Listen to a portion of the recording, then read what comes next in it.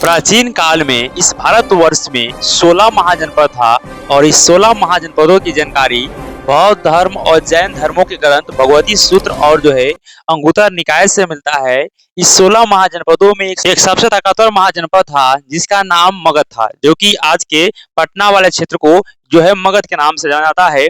तो इसी मगध में जो इसकी स्थापना प्राचीन काल में देखा जाए तो बृहदत्त नाम का एक आपको राजा ने किया था, लेकिन बहुत सारे ग्रंथों में इसकी जानकारी नहीं मिलती है।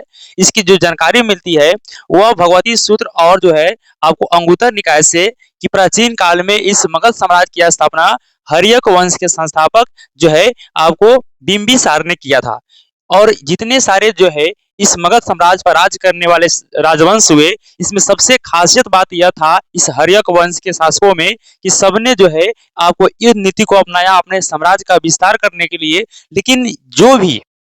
लेकिन जो भी हर्यक वंश के शासक हुए वह सभी वैवाहिक नीति को अपनाया, यानी कि अपने साम्राज्य का विस्तार करने के लिए वह विवाह करना शुरू किया। इस हर्यक वंश के जो शासक हुए, सबसे पहले जो आपका बिंबिसार हुआ, बिंबिसार का ही पुत्र हुआ अजातशत्रु, जो कि अपने शासन के लालच में आकर अपने पिता की हत्या कर दिया। कई सारे इतिहासकार का मानना था कि बिंबिसार की हत्या उसके पुत्र अजातशत्रु ने जल्द ही शासन प्राप्त करने के लालच में किया था, और इस अजातशत्रु की हत्या इसी का पुत्र जो उदयन है उन्होंने किया था। कई सारे इतिहासकारों में भी इसका लेकर मतभेद है, लेकिन अधिकांश इतिहासकारों का मानना है कि जिस तरह का करनी किया आपको अजातशत्रु, उसी तरह का फल उसको मिला, यानी उसी का पुत्र उदयन ने उसकी हत्या कर दिया। और उदयन वही, याद रखिएगा, उदयन वही है जो कि राजगीर से अपनी राजधानी पाटलिपुत्र बनाता है। सबसे पहले वह पाटलिपुत्र नगर की स्थापना करता है गंगा यमुना के संगम पर, और उसी को अपना राजधानी बनाता है।